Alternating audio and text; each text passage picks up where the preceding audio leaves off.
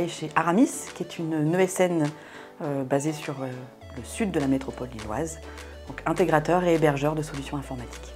Alors l'administrateur système et réseau, c'est clairement quelqu'un qui va être là pour maintenir une infrastructure, un système informatique pour les clients, en tout cas dans le cadre d'une ESN. Le maintenir, c'est-à-dire le faire vivre au quotidien, faire en sorte qu'il soit opérationnel pour les utilisateurs. C'est tout d'abord mettre en place une supervision de tous les équipements qui vont rentrer dans l'infrastructure du client, avec tous les serveurs.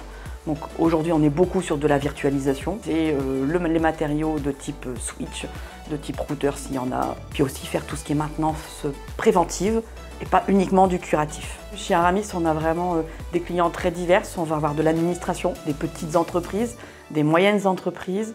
Du coup, on doit vraiment être leurs mains, leurs yeux, leurs oreilles sur toute leur infrastructure. Et le fait qu'on ait plein de clients différents, c'est un métier qui est très riche, avec une grande variété de missions. Alors, le métier d'administrateur réseau système, c'est un métier où il faut être curieux, c'est clair. Il faut avoir de la rigueur, il faut avoir un vrai sens du service du point de vue du client. Pour être administrateur réseau et système, clairement aujourd'hui, il n'y a pas besoin de faire de très longues études. Dans l'informatique, il faut avoir un minimum de formation.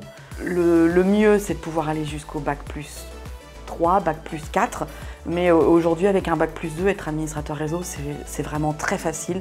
On peut venir de n'importe quel métier et puis faire une reconversion. Il faut savoir, aujourd'hui, en informatique, il y a énormément de demandes. Il faut y aller, il faut se lancer, il y a du boulot, on ne connaît pas le chômage.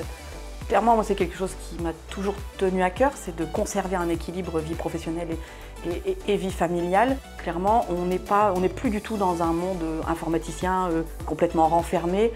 On travaille en équipe, on a le droit au télétravail, on a un vrai équilibre de vie et un vrai confort de vie.